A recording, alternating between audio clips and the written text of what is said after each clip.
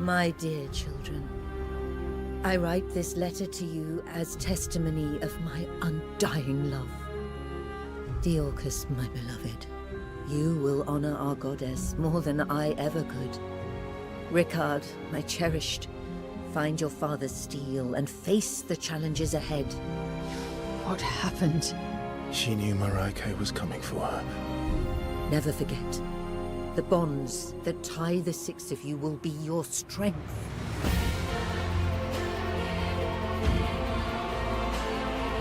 Lies. You should have saved her. She deserves the peace of death. What an interesting family you must have.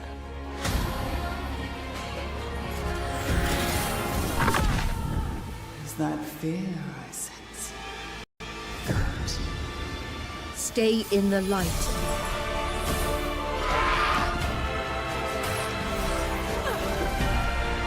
Never give in to darkness.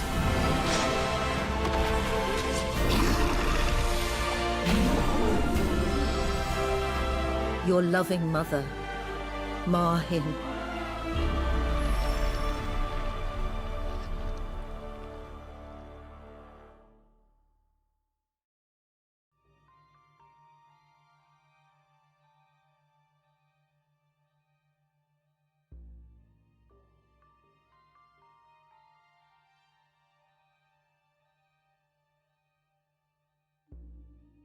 All right, can you hear me now?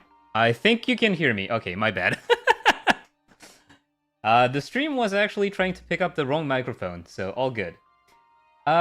Just let me know if, the audio level's too loud, not loud enough, if there's, the music's too loud, anything like that.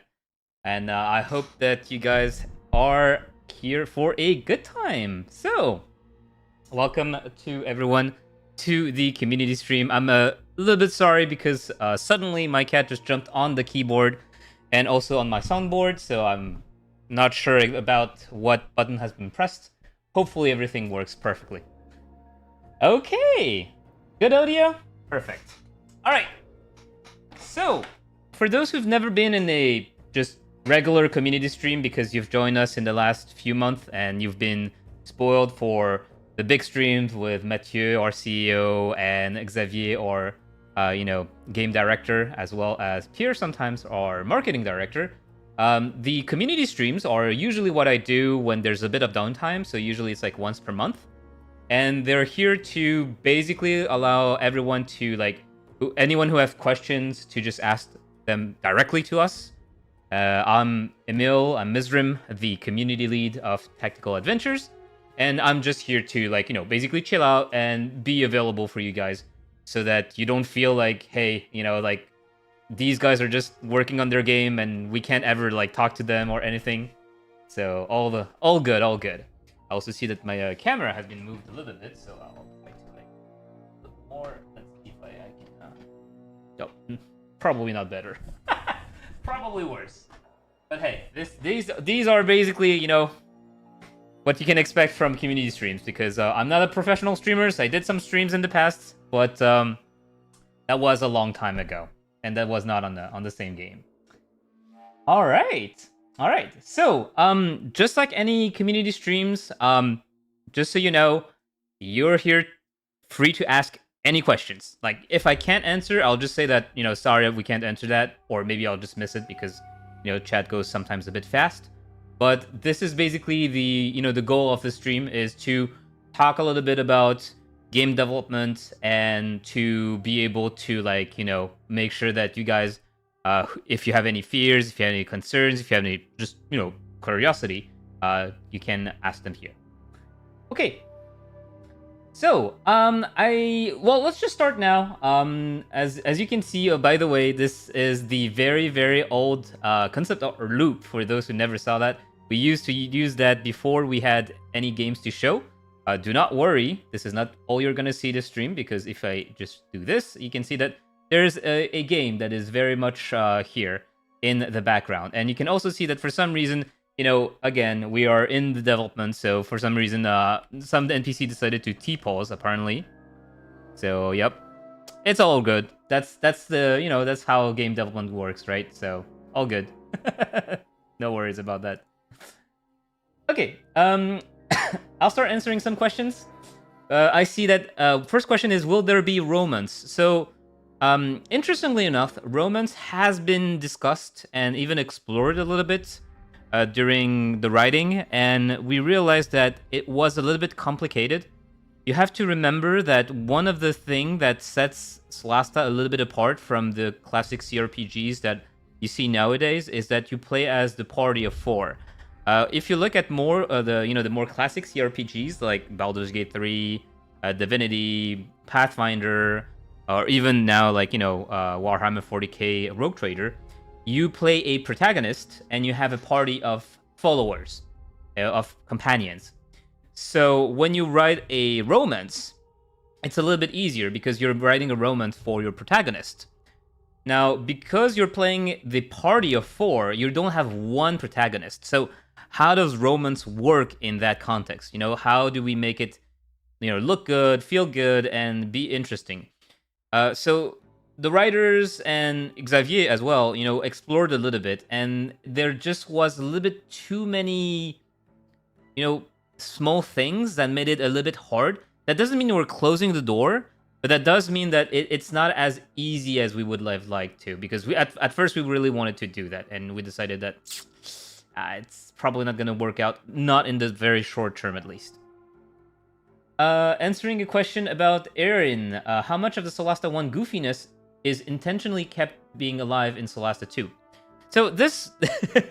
okay, so there is a honest answer to that, and there is a...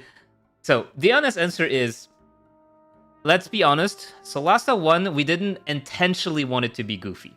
It turned out to be a bit goofy, and a lot of people liked it because, it kind of felt like the players were playing, at a table with a DM, right? Like, sometimes the voices were a little bit off, and some people were saying, hey, it kind of feels like, the DM is trying to voice the characters, right? Sometimes the character looked a bit goofy, and it's like, you know what, it's kind of funny. But it was not intentional, let's be honest on this one. It's just because, back then, it was our first project. We had very limited funds. We also had limited time. We were like less than 30 back then as well. I think we were like 15, and we grew up to 30. So quality was a little bit inconsistent. Like we were trying our best, but there were some things where we couldn't make it there, right? So the goofiness when it happened wasn't necessarily like intentional. Even though it worked out for some of us, like you enjoy the fact that it's like, hey, it's not serious. It doesn't have to be always serious. It's a game, and it can be goofy. It can be goofy and still fun, right? So all good. To answer your question, the goofiness is not kept alive in Solasta 2 because it wasn't really intentional, but that doesn't mean that Solasta 2 is like super serious, never gonna laugh or anything. It's no. I mean, we still have like the writers and stuff like that. Like you're gonna have some moments where you can feel like it's still Solasta, right? We're not doing like a 180 degree. Okay, this is gonna be like dark fantasy, only serious stuff happening now. Dialogues are super like super serious as well. No. It's still like again Solasta. It's made of a. I'm gonna go a little bit on a tangent, but like if you're wondering about why Solasta was created, what was the purpose of Solasta? It was because Mathieu, our CEO, loves D&D and played D&D since like first edition, and he always kind of wanted to get that feeling of tabletop back on a computer. So that's why it's also maybe sometimes a little bit less immersive. It's because, hey, it's meant to be like, you're playing D&D with your friends, and it's like this grand adventure about saving the world. It's not necessarily always that serious, but it is also part of it, right? It's like sometimes you don't want to like be too serious about it. You just want to be sitting there, having fun with the friends, telling a story together, bashing some monsters, getting some loot. Of course, Solasta 2 has a little bit more of a focus on narration, because like I don't want you to hear that and feel like, oh yeah, so it's just gonna be like, popcorn shit. No. Like we're still gonna put a lot of effort on narration. That's also why we have, good voice actors, that everyone know as well, is because we want to put more effort onto that. But it started as something like this, and it slowly developed into, we want to put more effort into a lot of different things. Okay, so going on, Nemesia asking, any cat cam? No, not cat cam. My cats are not sleeping today, so they are. Apparently one of them is like up there in the cat tower, but probably won't be able to see her because she's moving along. Lucas asking, what's the level cap for Solasta 2? So we already said, launch of early access, level 4, and 1.0 is level 10. Of course, we never know what the future is made of. For Solasta 1, for example, we launched 1.0 at level 10, and then 6 months later, we released a DLC with a free update to level 12.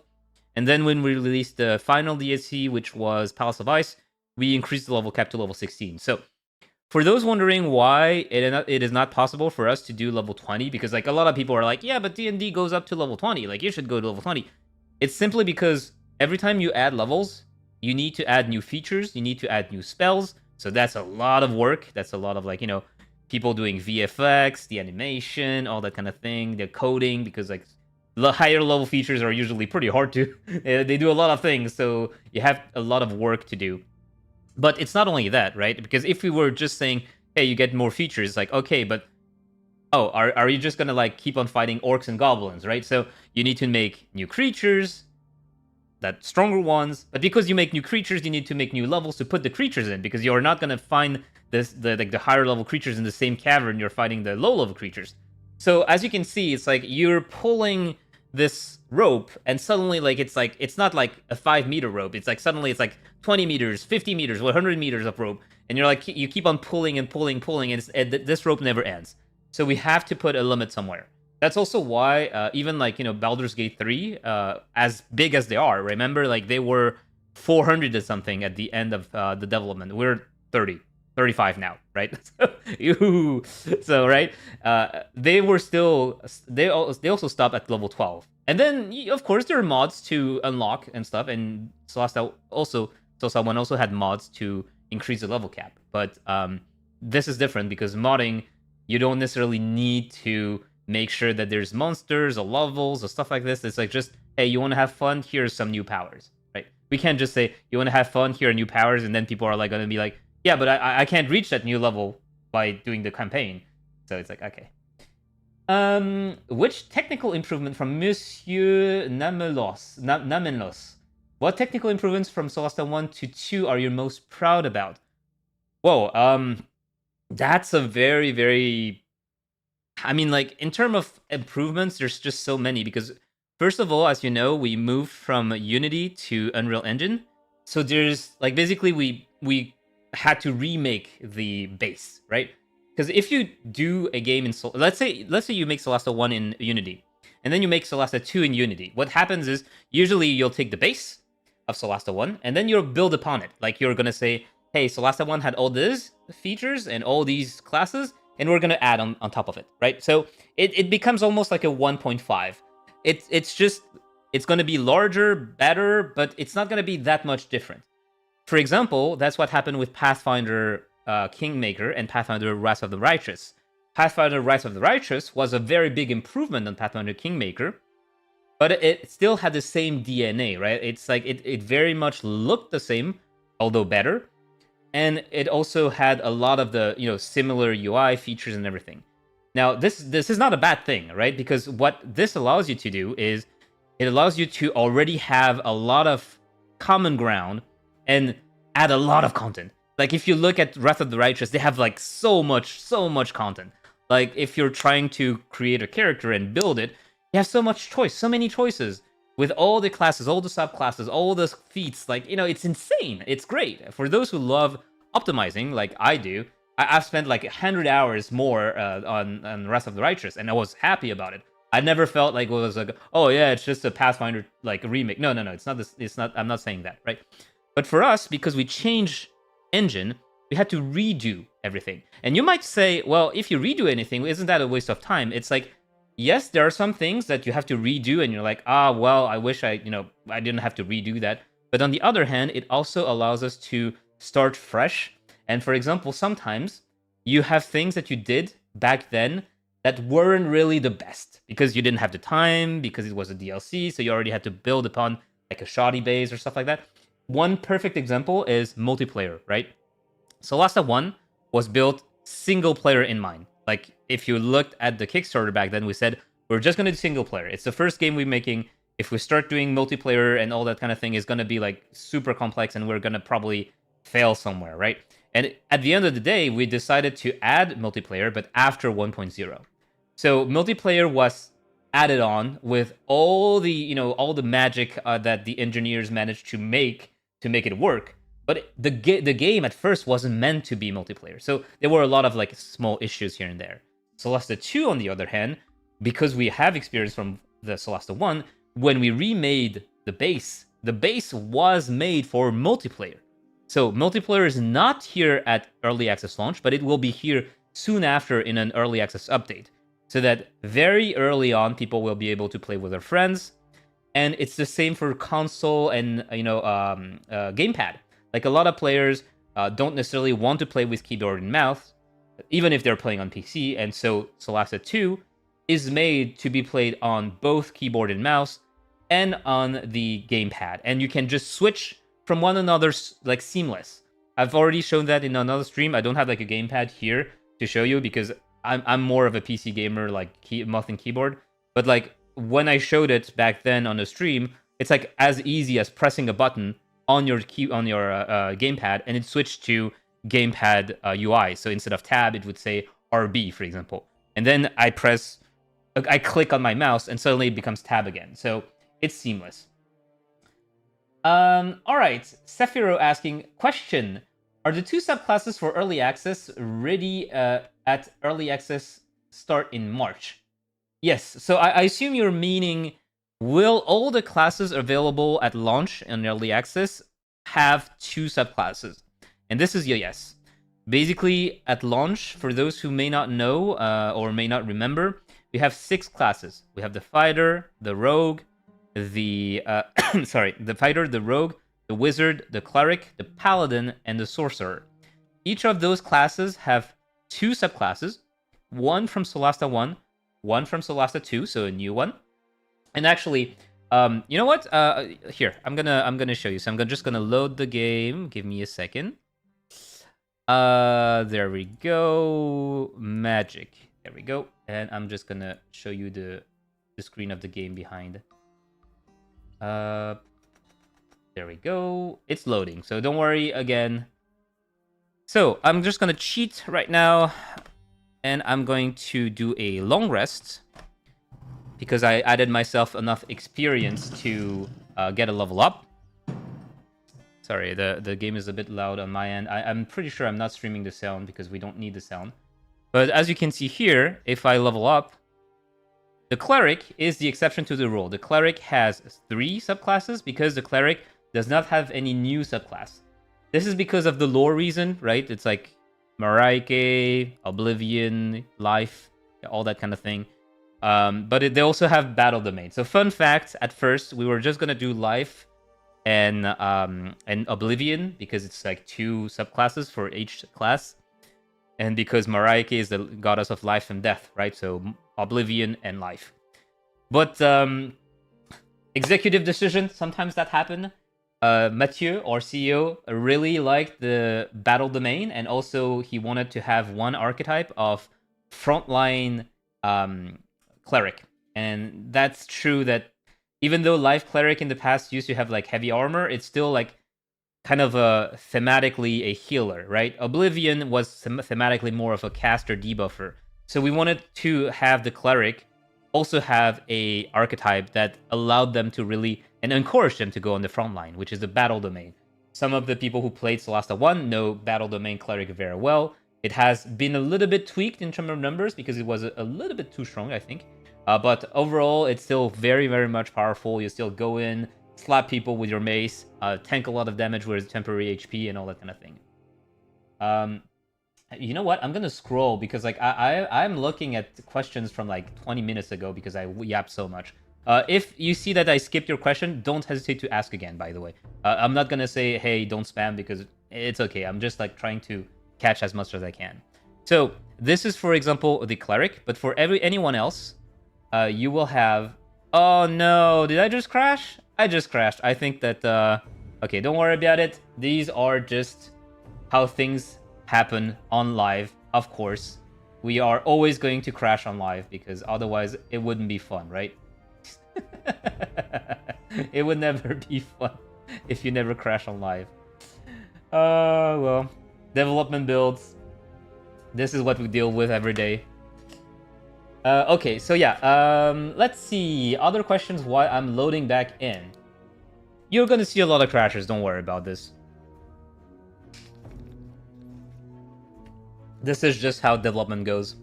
At first, you add all the features, you add all the things that breaks the game, and everything works or not, right? And then you test it, and you make sure that the things are stable, and then, you know, if it's not stable, you debug it. Right now, because, you know, releases on March 12th, we're soon going to get into a very big tunnel, which is going to be debugging. So at some point, we're going to stop adding... So that's a little bit of development tidbit for those who don't necessarily know like game development so much. When we are getting close to release, we are stopping, we're blocking the doors. We're basically saying no more features, no more changes. Now we're just going to do debugging to make sure that the game is stable. Because usually you want to add new things all the time, right? So at this point, we're like, all right, we want to make sure that the game doesn't crash when players click on the button. So debugging. Panic, worried. Yes, panic, worried. No, don't worry. It's fine. We deal with that every day. Level up was too much for the game. You know what? I tested right before I started the stream and it was working. So maybe because I clicked cancel on leveling up. That might be a thing. So GamerSearch74. Can we create a custom background? I had that question as well internally. So for the moment, no. For the moment, it is not possible to create a custom background. But it has been discussed. And internally, the team knows that there is a demand for that. Now, I think that the best you could do when Early Access launches is that when Early Access is live, we will be taking a lot of feedback. We will have a feedback form and a bug report form on our website. You don't need to like sign up or anything. You just need to like click on report feedback or create feedback and then write whatever you want. And from there on, this will help us also shape the early access content. For example, if everyone says we need custom backgrounds, then it is more likely that I will go to the devs and to say, hey, we have so many people asking us for custom backgrounds. We would need to work on it, right? But maybe like a lot of people are going to be like, yeah, it doesn't matter. What we need is not necessarily custom backgrounds. What we need is, let's say, we need respec. Respec needs to be there. Like we need an option to respec. And we know that, for example, respec is a bad example because we already decided to do a respec option somewhere. It's not going to be at launch, but we already said that we are going to do that feature. But that's basically how early access goes. It's like you guys can play the game, tell us what you want, tell us what you feel is missing, and then this allows us to prioritize afterwards, saying, hey, maybe we should do that earlier. Is there an option to change overweight rule? So, fun fact, Stargirl, the weight rules has been changed. The encumbrance rules has been changed not later than yesterday. So what happened is Solasta 1, if you remember, was using the 2014 variant encumbrance rule set with a light encumbrance, medium encumbrance, heavy encumbrance. Now the thing is, in 2024, this encumbrance variant rules no longer exist. If you look at the SRD, it no longer exists.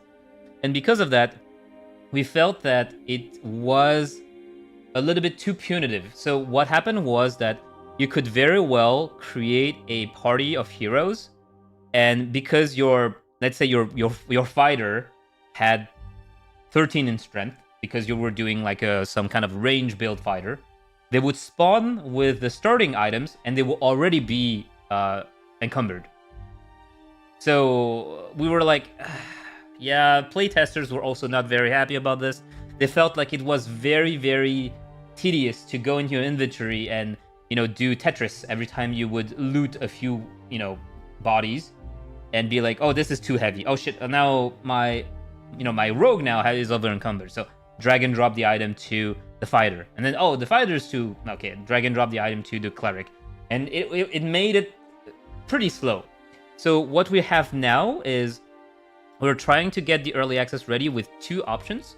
First option is rule as written. So it is going to be just like 2024, the rules, which is, I think, strength times 12 in terms of weight, and it's just like a hard limit. You can basically carry stuff without any penalty when you're under that limit. Above that limit, you can add more. And then, actually, I think we are doing a little bit of a change on this one. It's just that you're gonna have penalty afterwards, because like we also want you to be able to like stack up if you want. There's probably gonna be an option in the future to do really rules as written, which is you cannot move anymore, you cannot add more. And then we also will add an option for those who just want to hoard stuff, because like we know that RPGs, a lot of people also like to just be like loot goblins and loot everything. And there's going to be an option to remove like weight limit, or like it's going to be like so high that you don't have to worry about it. One other reason we're doing this is because if you remember Solasta 1, you didn't have to loot everything because there is a scavenger system where all the garbage items, like, you know, broken sword or regular armor, you didn't have to loot because the scavengers would come in, loot it for you, and sell it for you. This system is planned for Solasta 2, but is not available at launch. So at launch of early access, you won't have the scavenger system. That means that you'll probably be looting by default because you don't want to leave stuff behind. So because of that, the harsh weight limit was also making like an inconvenience to the players. Let us see in the future if we decide to go back and add the variant. Maybe that, you know, maybe, like I said, maybe during early access, a lot of old Solasta 1 players will be like, I used to like the variant system, right? Like, it would be cool to get it back. Even though it's not like rule as written anymore, it was a part of Solasta, and it's kind of the Solasta legacy, so we kind of want it to come back. If that's the case, maybe we'll add it as an option for people who want to play hardcore with good old Solasta 1 options. But for the moment, we've changed it. From someone over, how many future races will be there in Solasta 2? Sorry, I'm still a little bit sick from vacation. So in Solasta 2 early access, at launch we'll have 4, right? Human, elf, dwarf, halfling. We want to add more. For example, we would love to add like the tiefling, the half elf, because like a lot of people were like, hey, 5e doesn't have half elf anymore. But well, no, we kind of want to keep it because it used to be there in Solasta 1, and a lot of people like half elves. So a lot of those races, or ancestries I should say, have been noted as something we want to do, but I can't tell you the number because, again, during early access a lot of blocks move, right? So we don't want to promise too much. Like, we can say we want to add more races, we want to add more classes. Can we add them all? That is something I cannot say, because I would be lying if I said yes for sure, right? And that's not what I'm here for. I'm not gonna try to sell you the product because you'll see, you know, trust us, there's gonna be everything. That's not who we are. We usually go in, we are very honest with you guys, we're transparent, even if it's sometimes a little bit disappointing to hear. Like you would love to hear us say, yes, Dungeon Maker is coming, right? But this is not the case. Right now, we are looking at the Dungeon Maker. Is it doable? You know, it's like, is it doable? Do we have the time? So we're not saying no to it. Of course not, because we love the Dungeon Maker. But we cannot promise a feature just to make people happy, because that's not what we do. We don't want to lie to people. Question from Ramnus. Will we see Merton's family continue their legendary Drunkard ancestors legacy? So first of all, bold of you to assume that Merton managed to like marry and have kids. No, just kidding. Maybe he has. But Solasta 2 is like way later, and also the biggest thing is if it was way later, you could also, you know, say, hey, the kids or the grandkids are here. But the thing is, we're on a different continent that is far, far away from Solasta 1. So it's gonna be very hard, and I think that's not gonna be the case. Sikarain asking, oh, well, actually, so asking about the Dungeon Maker. So I answered, it's something that we're looking at, but so far, no commitment. Any new feature in Solasta 2 when it comes to inventory management? Yes, we will have, first of all, we will have different categories when you are using your inventory. Like, you know, you can see only weapons, armors, only like magic items. So this is going to be easier to sort. And in the future, like very far in the future, I think we're discussing about also a filter system, like a sort system. For example, by, like a lot of games that have a lot of like very big inventories, like by weight or by value or stuff like this. I don't know yet if we're gonna do it, but it has been discussed, and it's definitely somewhere on the back of the mind of the people making the inventory. It's also easier to like drag and drop items to give to other people. It's like instead of right click, transfer to that person, it's like click, drag, faster. Since the druid will be added later, are there plans for original white shape focused subclasses when will be added? I wouldn't know that yet.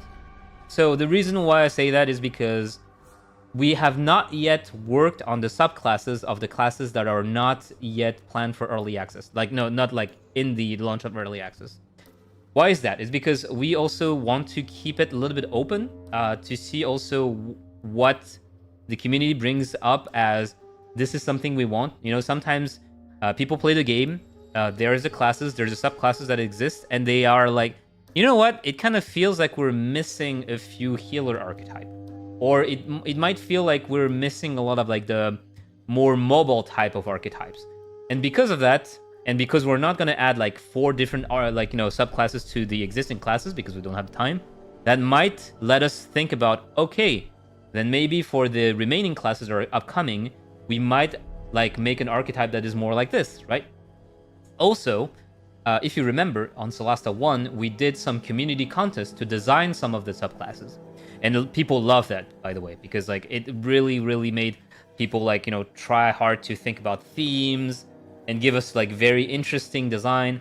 And that was really cool. Like, I had to be reading 4,000 different powers and features and be like, okay, which one do we like the most? But it, even though it was long, it was so worth it because we saw how much people pour love and thoughts into the ideas that they shared, and it was really, really nice in the end. If you don't remember, I think it was the Timekeeper Warlock that was a community-made subclass. We also had the Way of the Light Monk. That was a little bit undercooked, but that was a bit of our mistake as well, because some of the features as they were written were not possible to make, so it ended up being a little bit more simple. And I think we had like one of the Bard as well being a community class. So yeah. All right. Is there a feature or design element for Solasta 1 community campaign that inspired design choices in development for Solasta 2? I am not sure because I'm not technically part of the design team, even though I do help a lot. Like, I mostly help on designing subclasses, monsters, and stuff like that, and spells. But when it comes to like the level design, for example, or the quest design, I'm not someone who like put their hands into it. I've played a lot of like the community campaigns. There are some very, very good ones out there. I remember spending a lot of time on my Steam Deck in vacation while traveling at the hotel to playing those community campaigns. And I remember also lamenting the fact that yes, Solasta 1 was not necessarily super well thought out for like gamepad. It worked. That like I managed to play, but it's like I wish gamepad and a Steam Deck was something that we knew from the start that we were gonna do, right? By the way, yeah, I saw a question about Steam Deck. Solasta 2 will be available on Steam Deck. It is playable, I think, so far, but it will not be super optimized. So if you play at the start of the early access, you may have some poor performance for the Steam Deck. The goal for us is at 1.0, it is Steam Deck verified. Of course, we're not the one who decide if it's verified or not. It's going to be Valve that's going to test it. But we aim to be verified so that people can play Solasta 2 on Steam Deck without any issue. Let's see. Okay. Why did you change game engine? For many reasons. Game engine, as you... So there's a couple of reasons, right? First of all, if you remember, back when we were ending Solasta 1 and working on Solasta 2, which is while we were making DLCs for Solasta 1, there was a little bit of missteps by Unity on their business model. So those who are game devs may remember that. They were switching business model. It didn't really sit well with a lot of people, so that added onto the pile. We also wanted to improve the visuals. A lot of people have been like criticizing the character faces back in Solasta 1 for good reason. It wasn't really pretty, right? So like, our character artist and even our environmental artists were like, hey guys, like, can we try out Unreal? Like, Unreal had so many good stuff that made us, make it look better. And even our developers were like, you know what? Maybe that allows us to also like redo the things from scratch. And some of the things that we did that weren't really optimal can be changed so that, the base is more healthy. The base is stronger this time because we have the experience of making the first game. And also there's a lot of like discussion about the partners as well, right? It's like when you're discussing with Microsoft or Sony or Valve or all those big players. There's also like the those big players. They might be more open to, hey, oh yeah, it's an Unreal game versus a Unity game. Like that's also part of the discussions. So there's a lot of different reasons. I can't give you one reason overall that said we are going to go Unreal. But the thing is, there's many reasons. We tried then Unreal. We did a test. It felt good, and we decided, you know what? Let's go. We were gonna do Unreal. Is there a subclass that summon cats? For now, no subclass that summon anything. From Eldon Whistler, what hurdle for the dev have gotten the most joy from the team that when it was cleared? I would have to ask, to be honest. There's a lot of like big blockers that happen in the in development, as always. I'm not sure which one was the most satisfactory to fix. Will there be voting for new subclasses for possible DLCs? Okay, so you're pushing a little bit far, Lord Marwoleth. We are at the moment focusing on early access updates in 1.0. So the thing that we like to do as developers is to avoid trying to see too far in the future and already being like, hey, DLC 1 will have X, DLC 2 will have Y. Like, first of all, we want to have a complete game that feels good and that feels complete. Like, not like, oh, you're gonna have the rest of the story in a DLC. Some people may have said, hey, but why doesn't, like, Solasta 1 had Palace of Ice, which was basically the ending of the story. It's like, yes, but Palace of Ice was not planned from the beginning. Like, the campaign was over at the end of 1.0, and it wasn't like written so that there would be like a future thing that kind of continued. It's not like we separated that in two and be like, ha, ha, ha, ha, we're gonna hide half of the story behind the DLC. No, it was more like, hey, a lot of people are asking us, if you remember, after Solasta 1 ended, we did a lot of surveys. Like, what do you guys want to see for DLCs and stuff like that? And a lot of people said, we want a high-level campaign. And because people wanted the high-level campaign, we're like, okay, so high-level campaign, we certainly cannot do a level 1 to 16 campaign, because that would be like an entirely new game, and we don't have like the manpower for that. But what we can do is starting people from level 12 up to level 16, right? And that was when we were like, oh, well, in that case, people want to play their character that they finished the game with, so let's make it a continuity. So going back to the question of subclass for possible DLC, first of all, let us see if we can put all the classes inside the 1.0. If we're able to do that, we'll be already very happy about it, right? And then from there on, we'll see after 1.0 what we do. Like, more classes, more subclasses, new adventures, higher level cap, you name it. Maybe like Dungeon Maker comes in later, maybe modding, I don't know. Let's see from Davros. Will loot be random, or will loot be always the same from the same chest? I think there's both. There are tools that we have here to make the loot random, semi-random, or fixed. For example, maybe after a certain boss, we want the chest to always have the same thing. Maybe on random encounters, we don't. We want to have random stuff. Any chance Solasta 1 will go on sale soon from Unique Disaster? Yes. Don't worry about it. Solasta 1 goes on sale pretty much like every 30 to 60 days or something. So just wait a bit, there will be a sale. That's just how it goes on Steam. What are the main themes that the story will grapple with? By B. Ramdeva. So the story will talk a lot about family, redemption, and also a lot of like basically trying to find oneself. So there's a lot of dynamic, I think, that there's, you know, I can't go too much in details because this is going to spoil things, and I don't want to spoil things. You already know that you're playing as a party of 4 adopted orphans. So you're already like a family.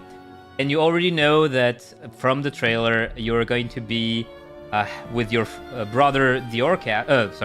The brother is Rickard, and the sister is Diorcas. And basically, the story revolves around family links and difficult relations. You'll see. And of course, adventuring. One of the main theme is you're gonna be your ass is gonna be planted in Niokos. You're gonna be like, where the hell is this? I never saw that before. And it's up to you to go around and see the world for what it is and understand it as well. CRN XY, even if backgrounds are not fully customizable, just starting ASI and feet would be good to have freedom over. Yeah, I get you on that. But like I said, it's not planned for now. Hack the Minotaur. How often can we expect new classes to be getting added after early access release? So, those will probably be added during major updates. I cannot give you the time frame for major updates, but obviously we don't want to like wait too long between each major update. Still, because it's a major update, it will require us to take a bit of time to work on, right? What lesson did you learn for Solasta 1 that changed how you're approaching development of Solasta 2 in terms of gameplay and story? That would be a good question to ask Xavier in a future stream when we invite him. Keep that in mind. T King saying, is it using the 2024 rules? Yes, it is. Zerb the Burp saying, will Fly be in early access or 1.0? It will be in an update for early access. We have already started making it work, but it's very rough at the moment. Like you fly, but the controls are, it's kind of hard to make it like, easily to control. So don't worry. Yes, Fly is still in our mind, and it is still like in Solasta 1 kind of where it's not like in BG3 where you click on somewhere and you just fly to there. In Solasta 2, you can still hover in the air if you want to. Let's see. Will travel mechanics still be in Solasta 2? So I don't really understand what you mean by travel mechanics. I assume you're talking about the world map. The world map has been extended a lot in Solasta 2. You have basically a hex, So the world map is divided in hex. And unlike Solasta 1, where you had to go from point A to point B, with point B being already like discovered, Solasta 2 will allow you to walk through the hexes as you wish. And there will be random events, there will be timed events, there's like forced march if you want to get to some of the events before they disappear. And you can explore and you can find actual hidden emplacements, like hidden locations, where there will be like additional bosses, stories, and stuff like that. So it is way more developed in Solasta 2. I'm very excited to basically get you guys feedback on the world map when the early access launches. Do you plan on changing the multiplayer voting system? Oh, so I do believe that it is still going to be basically host-based. Like, if you're only 2, yes, the host decides, right? Like, you can vote to say, hey, I would love this, but the host decides. I don't believe we're doing a, Divinity, like, I think Divinity Origins, somewhat like that, where if you were 2, it basically went like rock, paper, scissors, and randomly choose one of the 2. This is not what we're doing because, again, like, you're supposed to play as a party. So, yeah, you just discuss among yourself. I need all those consumables. I tell myself I use during the boss fight, and then I don't. Yeah, Princeps, I get you on this one. You don't want to see me playing Final Fantasy and ending up with, like, 99 Phoenix Downs. Sorry, Phoenix Wrights, different game. Phoenix Downs in my inventory, being like, one day I'm going to use them, and I never use them. Ether, no, sir. Like, I might need that ether sometime after the game ended. Alright. Do we get mules, wagons to carry more loot during battles? No. No, we won't have that. That's what the scavenger system will be for. Can we get non-combat random events, like random dungeon, traveling merchants, random events? Yes! That is also an upgrade from Solasta 1. The random events are events. So some events have common encounters. Some events can be either one or the other. If you fail to do some, skill checks, maybe you're going to be forced into a combat, but maybe you're going to be able to talk your way through, or maybe you're going to be able to evade it. Some you might want to start combat yourself. And there's going to be also non-aggressive events, just some that are purely beneficial. I think traveling merchants are planned. I'm not sure that they're going to be in the early access release. Random dungeons, that might be a bit too much. We do have random, not random, but hidden locations. But those are not random events. Those are on the map, and you have to find them by traveling around. Will there be a quick view inventory option to help inventory Tetris go easier? Okay, so let me load a save to show you, and hopefully it doesn't crash this time, which it shouldn't. It shouldn't because I already tried it, right? So game, please hear my pleas and do not crash. That would be most helpful if you decided to play nice with me. So yeah, I'm gonna show you the inventory so that you can see in the current state how it works. And I'm also going to show you the shopping interface for now. Can you tell us about the homebrew feats that you have added? I do have a list somewhere, but I'm going to leave it for a surprise for now. Will there be sub races? Solid Dragon, it depends on the actual. So here. All right, let me show you the game. Is the game showing up? It is showing up. So the inventory system looks like this. Okay, so those are fairly new characters, so there's not a lot in their inventory, right? Because as you can see here, already compared to Solasta 1, we have different categories so that you don't have to, if you have too many items, you don't have to look too much into them. Let's say you just want to change weapon. Instead of going where is my weapon in that big grid, you can just go there and just, get the weapon. Also, you'll see that to easily, move the weapons around or items around, you can see that here you can say drop to unequip, or you can just directly drag and drop to one of your allies. And you can also see that here, the game tells me, oh, these guys already have potions, right? There's a one time. So that allows me also when I'm trying to split the healing around, be oh, okay, never mind. He already has a potion. I don't need to give him more, right? So this is how it works for now. Sorry about this. So as you can see here, we're still now with the variant for the encumbrance, but normally we're changing that to rule as written, which will be weight will be 48 out of 240, and there won't be intermediary steps here. So you will be either unencumbered or encumbered if you pass that. Could you tell us? So yeah, let's see. All right, okay. So I'm going down to the latest asked questions again. If I missed yours, don't hesitate to ask again. So I see from Silent DDQ, you plan on making 2 separate UI for gamepad or keyboards.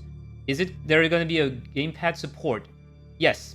So like I said in the past, at the beginning of stream, it is seamless. So basically, the moment I plug in my gamepad and I press a button, instead of saying CIS, for example, it will tell me the button on the gamepad. And as soon as I just take my mouse again and click, it's going to go back onto the the keyboard mouse UI. But the UI for the moment will not be completely different. It will just be the same UI that works for both, but with different hotkeys and stuff like that. Talodor, in multiplayer, will the party gold be shared, or will each character have individual gold? The party gold will be shared. As you can see here is party wealth. The reason for that is because Solasta 1 actually started with individual gold. We changed that later. because you said, like, will the gold be shared like Solasta 1? Solasta 1 started with individual gold, but it created so much issues and drag and dropping and, tedium when buying stuff that we decided to move it to shared gold, and most people were happy with that. Wilna saying, will there be more variety in type of skill checks? I only feel like a handful was used in Solasta 1. I do agree with you, and we are trying to make more skill checks in Solasta 2. Especially what helps in that is the world map with random events. One of the biggest issue we had during Solasta 1 was because most of the skill checks were linked to dialogues. And because Solasta 1 was, dialogues and cutscene, because Solasta 1 was fully voice acted, making dialogues is very expensive, right? So we were stuck in a place where we wanted to add more options, more paths, and more, like, skill checks, but we didn't have the budget to make that many.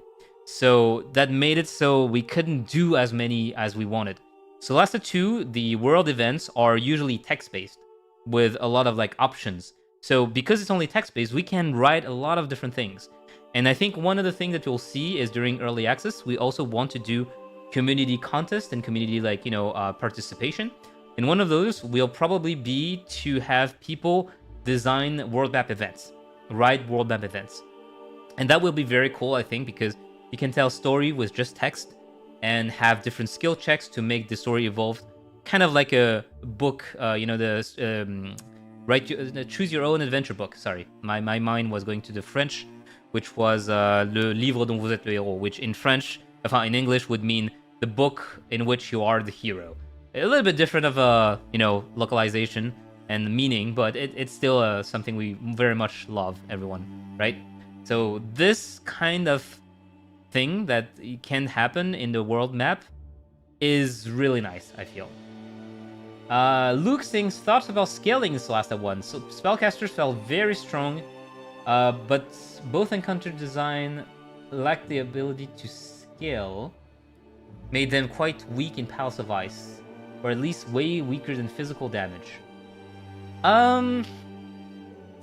I don't necessarily agree with your take on that, but I feel like it will depend very much on, the player. The problem with D&D in general is that at higher level, the spellcaster feel like they're running away in terms of, like, versatility and power. And one of the biggest reasons is not necessarily combat. It is also because in social encounters or exploration or anything aside from combat, you have a problem, there's a spell to kind of, like, go around that issue. Instead of having the rogue roll, stealth check and potentially miss, you can just cast greater invisibility. Instead of having the fighter roll for athletics to climb that mountain, you can just cast fly. All those kind of things. Or even, like, gate. Dimensional gate. Or teleport, right? Those kind of things, right? Solasta 1 especially was very much focused on fighting and combat because we didn't have a lot of tools to make a lot of things outside combat. There was exploration, but it was limited. Like you didn't really have a DM to allow you to, like, break the encounter sequencing and all that kind of thing. So because it's more focused on combat, the martial classes felt stronger, and I mean stronger comparatively to tabletop. But I do not necessarily think that the martial classes were, like, just so strong compared to the, spellcasters. Especially since a lot of the CC comes from spellcasters. So, yes, of course, you can still fail your, the enemies can succeed on their saving throw. But that also happens with fighters, missing against a high AC. So yeah, that's my thoughts. But, again, maybe I'm wrong. Maybe a lot of players feel like the spellcasters were lacking a little bit too much of tools in Palace of Ice. But I just didn't necessarily feel like this was the case, especially when we had, like, very strong spells that, like, Mind Twist, which was way too strong. We nerfed that later. AoE damage plus stun. We had, I think it was a special one, which was they had dreaded omens or something like that from the the homebrew from the warlock or the bard, which also was a bit too strong. So I feel like I've been I've been, I had the sin of making 2 strong homebrew spells, which is something that people usually do when they start making homebrew, and I have to tone down a little bit. Silverthorn saying, can we get bloopers from Emilia Tyler? Maybe? If you like bloopers, you'll probably like one of the videos that our friends at Kepler's have been concocting. Not from Emilia Tyler, but from other people. Hardback player handbook coming? Question mark. So we want to do an art book or a source book, sorry, for Solasta 2, ideally, because we did one for Solasta 1. It was really cool. It didn't really sell billions of it, right? Let's be honest, we're still a video game company. But it did sell well, right? A lot of people liked it, and the quality was good, so that was cool. But just so you know, it took a lot of time and effort to do it. So we can't necessarily say, yeah, sure, we'll do it, and snap our fingers, and boom, yes, book happens, right? So we don't necessarily want to promise anything on that. We want to do it, but it might come later. Previously asked for fun on Twitch. Is Mizrim the name of a D&D or other RPG character you played?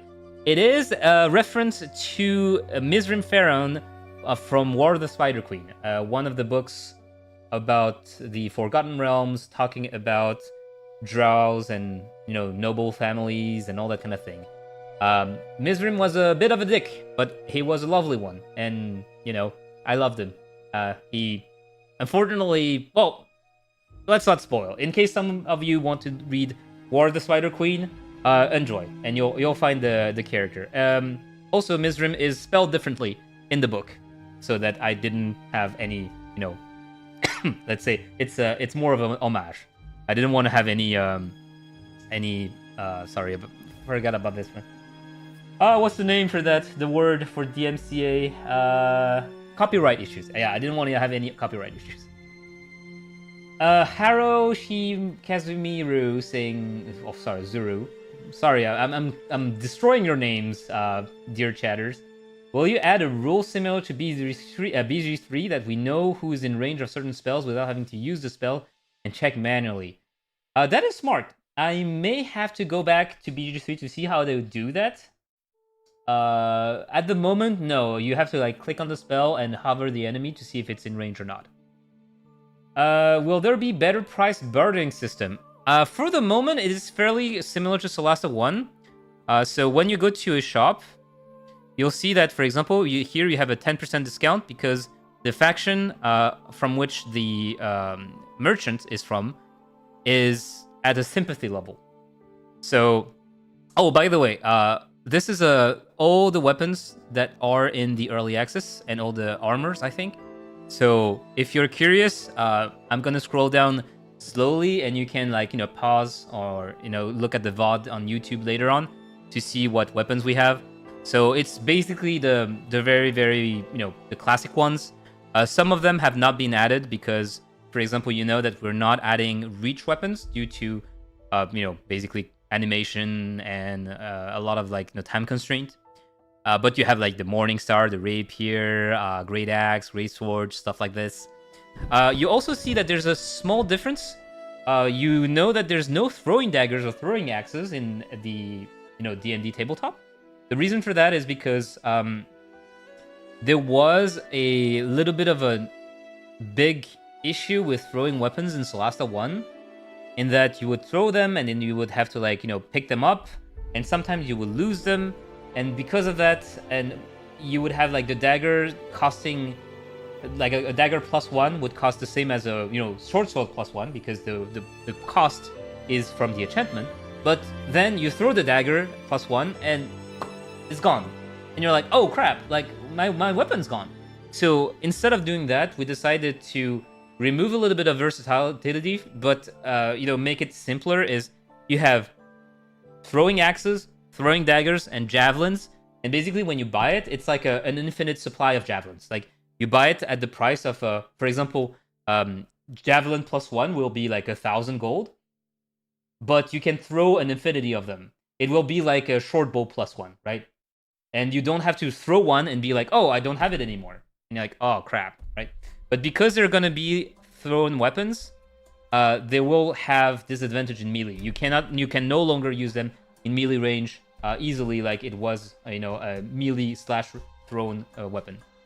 So some people might disagree with this. I know, like a lot of people might be like, hey, I kind of would like when it was versatile, but we had so many problems and complaints about people buying magic weapons and then losing them because they threw it, that it was wow, not great. Yeah, so okay, I'm gonna keep on scrolling so you get to see all the different armors as well. So there you go. Those are the armors we have with the little shield. Okay, and yes, by the way, as you can see here, if I look at the lexicon, you will have, as you can see, slow, you have the weapon masteries. So this one is push for the heavy crossbow. This one's slow. This one is slow as well. This one is Vex. Throwing dagger is going to be Nick. Throwing axe will be Vex. Javelin will be slow, etc., etc. You have topple for them all that. Let's see. Can you zoom on the screen? Sorry, no, I can't. I can't zoom on the screen. Will there be a custom difficulty setting again? Yes, there will be. At the launch of early access, there won't be that many, let's say, options for the custom difficulties. But as we go, we'll add more. I want to buy the game already. just a few, it's like 2 more months. I'm going to ask a controversial question from Droko. Will you ever consider adding a PvP arena? I do not believe so. So when we are adding multiplayer, we want to add co-op because, to be honest, D&D, I feel, has never really been balanced for PvP. Even on tabletop, right? Like, there's always going to be things that make one class maybe better than another if we are talking pure PvP. And I think that the goal for games like Dungeons and Dragons was to have different classes not having to compare to one another in the term like fighting each other, but more like what they bring to a party. So yeah, you can just imagine wall of force. All right, good. I'm a barbarian. I'm boned. I don't have any saving throws to do. I'm in the wall of force. I can just go and kick rocks. Any new spells that you're excited about? Yes. Or excited? No, but I mean, like, there's a few things that I want to know how people are gonna react. One of them is the divine. I forgot the name that I gave it. It's basically a cantrip for Cleric where you just deal radiant damage and then it explodes around to deal a little bit of AoE radiant damage on top. But you guys will tell me. Maybe it's OP, maybe it's like okay, maybe it's bad. You'll see. Some people didn't like how blurry the game looked in the demo. We have noted that, and we didn't necessarily like see exactly why it was doing this, or like it wasn't intentional. If that's a question, it's like no, the game is not intentionally blurry. So if at release there's still some blur, it is a bug, and you guys need to let us know. Send us your config, send us the settings, the graphic settings, send us the screenshot or the videos, because we have like a motion blur. I'm gonna just do that. If you go into the settings, into the video settings, we do have a motion blur, slider. So you can put it to 0, right? But maybe it can happen that maybe there is some Unreal settings that make it so that when you are in 4K, for example, some stuff is different or upscaled or something like that. And because sometimes when we test, we may not be testing on 4K screens, we might not notice it. So of course, when early access will be launching, there will be a lot of tests done by QA partners. So they have a lot of different configs. Maybe they will be catching some stuff like that. But if that happens, if there's still blur, if you still feel like it's blurry, please create bug reports for us. Give as many information as you can so that we can see what it is, right? All right. Sorry about this. So plan map events similar to Pathfinder book events, which are cool, and I'm still sad there won't be voiceover. Yes, voiceover for all the events might be a little bit hard. Let's see. Not sure if you responded already, but some from brew items from Solasta 1 will be coming back, like Radiant Bows and Swords. Yes. So there's a lot of homebrew items that we have in the works. In the early access, you may only have access to most of the classic ones, like +1, +2. Probably not +2 in early access because it's up at level 4, but like +1 weapon or armor. But know that we have created a lot of variety in terms of magic weapons, magic items, wondrous items and stuff like this. We'll have to see how much we can put in, because if it's ideas, we have a lot, but we want to make sure that it's doable. It's not always doable. Okay, how seamless is co-op gonna be? They got a lot of desync problems for the first game in co-op modes. Yes, because first game was not, like I said, it was not created with co-op in mind. It was added later on, so there were a lot of like small things that made it so it could more easily desync. And even though we hunted down all the source of desyncs, it was a bit harder because it wasn't made at first for co-op gameplay. So normally Solasta 2, we hope that there's going to be a lot less problem in co-op. But then again, right now it's not implemented yet, so I can't. I can't, like, basically right now I'm projecting. Let's see. So,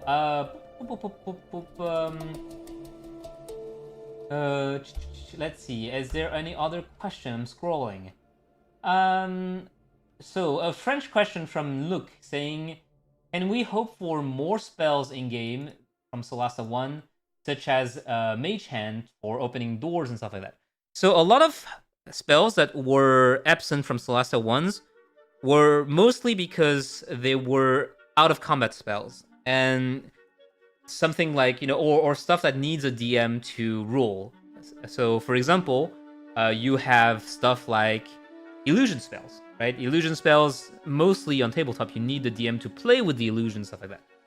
So those are things that do not come into Solasta 2 either, because of the fact that we are still a small team. We are like 40 now. We're still not 400.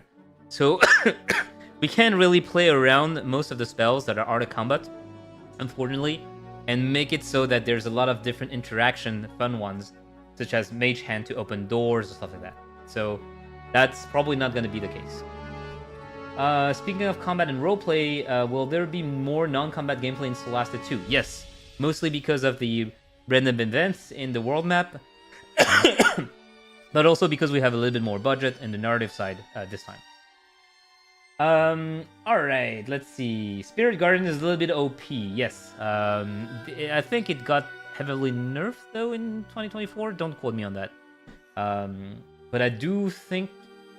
Do I remember that it's now concentration and that a lot of people were... or was that like no, that was spiritual weapons that they nerfed to hell. Okay. Let's see. So I'm scrolling. Will you include class or race specific choices in dialogues and exploration? Ideally, we kind of want to do that. I am not certain that we'll have a lot of those. I will need to ask Xavier on this one, because it's usually when this doesn't happen, it's not out of like we don't want to. It's more like we don't have the time, or we don't have like the number of writers to handle all of that. Also, will we be able to use the character with the highest skill? In Solasta 1, it seemed kind of random. Yes, in Solasta 1, one thing that we decided to kind of like force was that each character will have one answer. And because of that, if, let's say, your high charisma character had like one answer dedicated to them, and someone else had like the persuasion option, then if they had -2, then you would be left with, oh, I have to use my -2 persuasion, because apparently my super charismatic bard decided to say something else. The reason why we decided, like, we wanted to do that back then was because, hey, it's like tabletop, like, it's not because you're not the face of the party that you can't talk to the DM, right? And sometimes it's fun also to get like some really, really like poorly charismatic person like try to convince someone. It creates like a story in itself. But we did notice that a lot of people felt like it was buggy, because like it was like, oh, I have like a +6 persuasion person. They should be the one having the option. I think that in Solasta 2 now, one character can have more options to answer, so that if they have the highest charisma, they can decide to have either one or the other option, so that you're not stuck with, oh, well, I'm stuck with my barbarian trying to like answer with persuasion. All right, let's see. Yeah, Nuke said you did a tabletop book for Solasta 1, which was only in English. Yes, because it wasn't necessarily that popular. There was no, let's say, there was very little demand for localizing it. You have to remember that localizing a book takes a lot of time. So usually, sorry about that, it wouldn't be us doing it. It would be like a tabletop partner that looked at the book and said, oh, we're interested in localizing it. And then they would share the revenue, right? But there wasn't any partner that was that interested in like doing a French version of it. So yeah. Let's see. I'm scrolling more.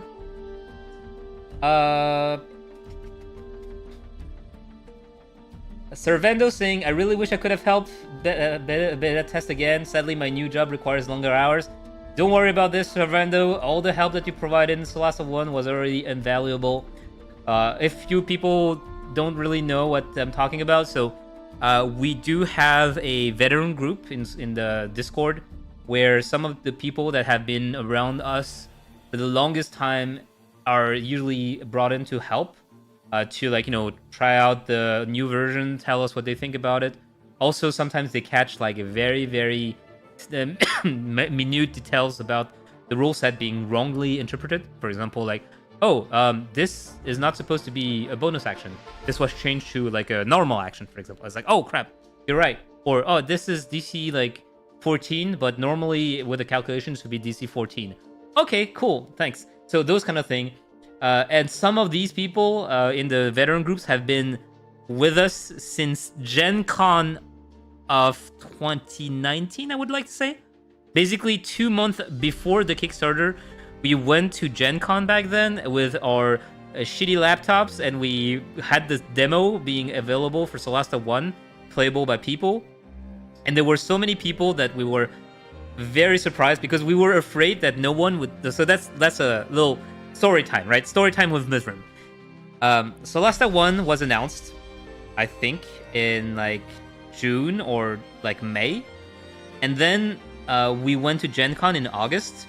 It was our first time showing the game to the public, and we were kind of concerned that because Gen Con is mostly a tabletop and board game convention, that basically people wouldn't feel like people wouldn't welcome us there because they would be like, oh, what is a video game doing here?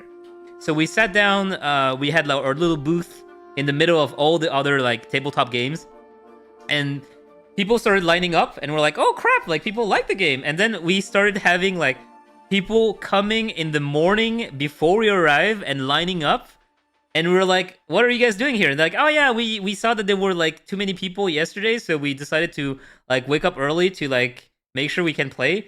And we're like so happy about that. We're like, oh man, like people are actually like basically waiting for us to set up the booth so that they could play, because like they saw the game before and they couldn't play, and they were like, we can't wait an hour, but we're gonna come up. So it was really like heartwarming. The less heartwarming part was that because it's Gen Con and it's very, very, very big warehouses, they were blasting air conditioning right above our booth, and all three of us, Mathieu, Pierre, and I felt sick afterwards. We caught a cold, and we're like, it's like 40 degrees outside. Well, sorry, I'm using Celsius because we're Europeans, but yeah, it was like in the middle of the heat. Gen Con is like super hot, like it was super hot, and then we go inside and it's like blasting cold, and we're like, ah, dying of cold. So yeah, so that was just for the little story. So yeah, some people actually played the game there, signed up to our little Google sheet that we had on the laptop next to it. It's like, if you want to have more information, you can give us your email address, and we were giving like little dice as well. And some of people, yeah, so some people are on our Discord since that moment, which is like ages ago. So again, thank you, community, for helping us. By the way, if ever any one of you is very interested in becoming a veteran, because sometimes we because time passes, people come and go. Sometimes people stop playing Solasta, and it's normal, right? Like we're not holding anyone, hostage here. It's like it's not like, oh, you're not faithful to the brand. No, it's like, yeah, you like the first game, you moved on to something else. That happens. It's all good, right? If some of you have been very active on Discord and you know D&D very well, and you want like help, yeah, just ping me, and maybe I'm gonna say, hey, we're not recruiting right now, or maybe I'm gonna say, hey, sure, like I see that you have been very active on the Discord, or I see you always on like streams and stuff like that, and I'm just gonna make you sign an NDA, and you can try out stuff and let us know about your feedback. But just so you know, we're not like mass recruiting. It's like it's a small group. It's like we don't have, like I said, we don't have a lot of people, and I don't have a lot of time to like manage a group like that either. So usually it's just like people talking a little bit, and I'm like, hey guys, new build, let us know if it's broken. Right. Okay, moving on. Is there a possibility that Eldritch Knight be brought into Solasta 2 by Remnos? No, because Eldritch Knight is not a sortie. But you'll be happy to know that because it is because the fighter is part of the early access, you will see that we have a half-caster, which is called, I think we changed the name. Basically, it's a, yeah, you'll see. I don't want to spoil. I'll talk more about it in an article soon. The subclass is very, very fun to play with, so I'll let you check it out. It's a half-caster as well. Can we toggle that feature? I like losing my javelin +2. Son of Yogi, you're a monster. Let us see.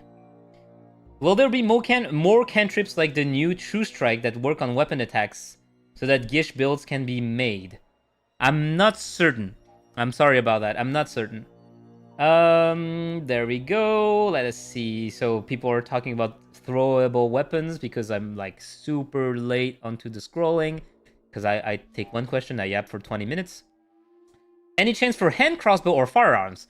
Firearms, no, because it's simply a question of setting.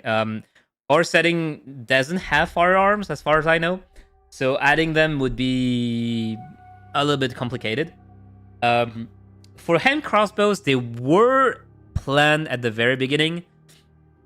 We unfortunately had to cut them because we didn't have the time. But it might be something that, if you guys are very interested in hand crossbows, you might want to like give us feedback on that, and maybe they could come back. It's just a question of time, right? Like if we do hand crossbows, maybe we don't do something else. So yeah. Is there a price for early access? There is, but I don't think we have revealed it yet. So I won't spoil it here.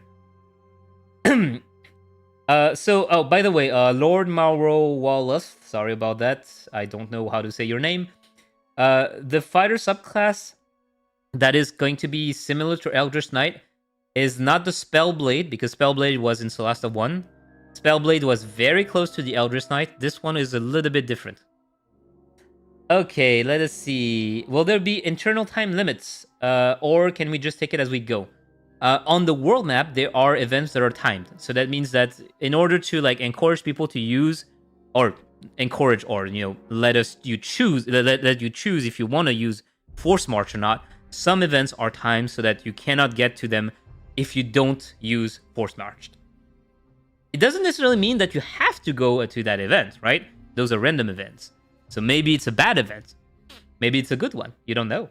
That's partly the fun of it. It is a constitution. Oh, is it a constitution? I forgot about it. Let's see. Okay, let's see. Cleric cantrip, holy hand grenade. No. Will combat deeply impact environment destruction? There is going to be some environmental like interactions. I do believe we can like push enemies on spikes. There are some things that are destructible, but there's not a lot. Like it's not going to be like, I forgot the name of it. Like it's not going to be like Battlefield where we can destroy buildings and stuff like that.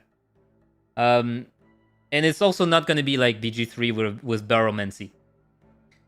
Let us see. Any plans for cross-platform co-op? Usually, we try to do, at least like in Solasta 1, we did basically Xbox, PC, and Mac. So now we're not doing Mac for Solasta 2. Just so you know, we already said it. But normally the platforms that, like, the PC platforms are going to be cross-compatible, and Xbox should be as well.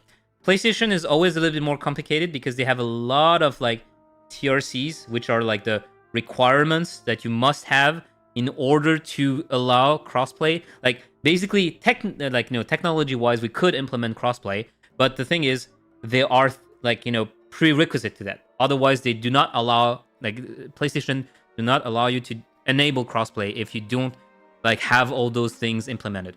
For Solasta 1, most of those things were too hard to implement. It would take too much time, and we were like already 2-3 years after launch, so we couldn't do that. For Solasta 2, we'll have to see. But there is a reason why BG3, for example, implemented PlayStation crossplay only a year and a half, 2 years after the release.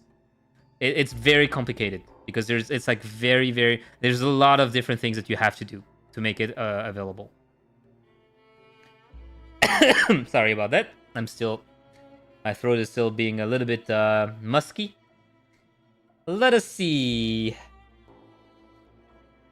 Scrolling down. Can we get a look at the character creator? Not yet. And I say not yet because some of the character creator info will come soon. Sooner than you hope, or I think. Will there be crafting items?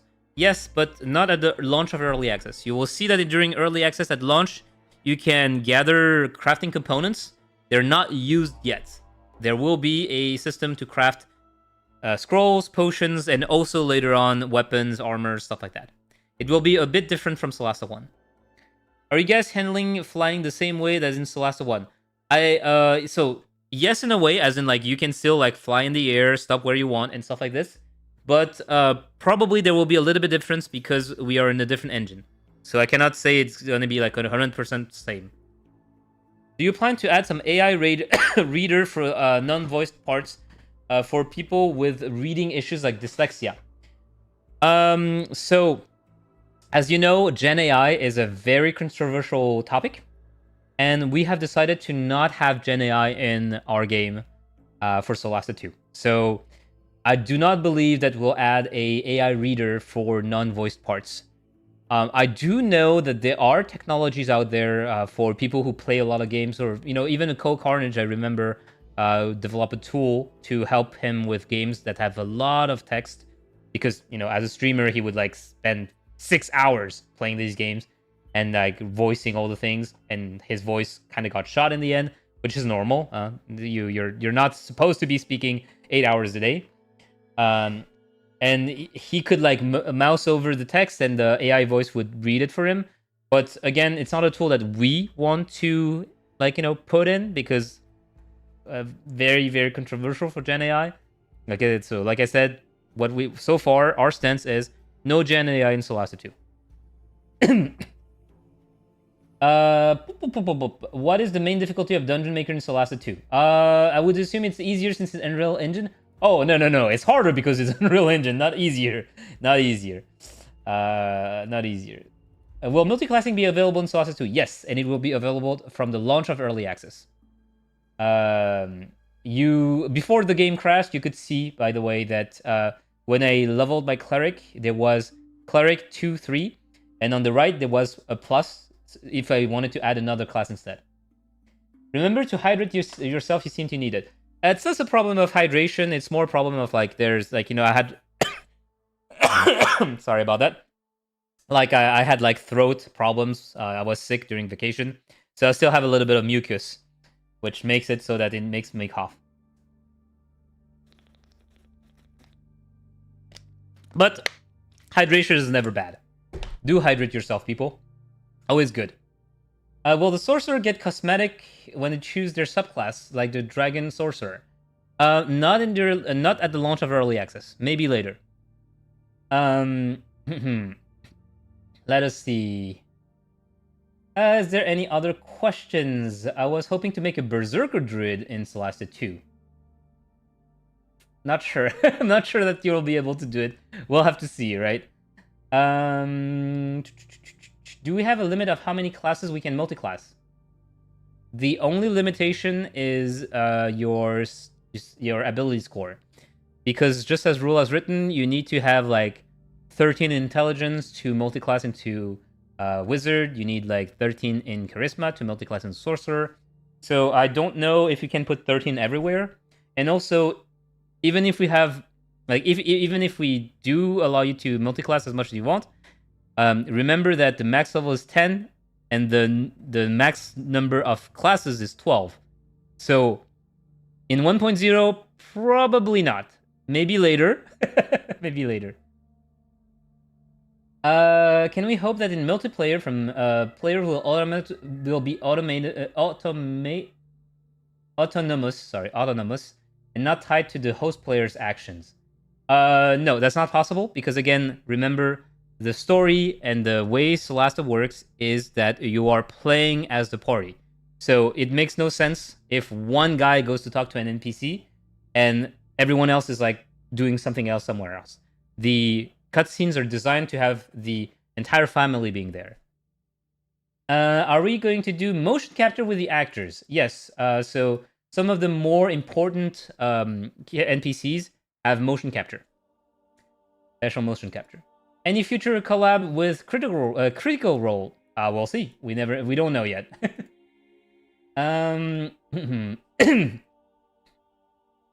Let's see. Can I end a spell concentration when it's not my turn? That's a good question. I'm not sure. When it's your turn, you can click on the button. Like, if I'm like, let's see. Do I have a concentration spell here? Which one is concentration? I don't think I have one. Do I have a concentration spell? Let's see. Do you have one? You don't have one. Of course, when I want to show something, of course they don't have it. Oh wait, you have it, right? Yeah, you're No, you don't have it? Oh, you're a fighter. Ah, damn it. Okay, never mind. Well, I can't show you that.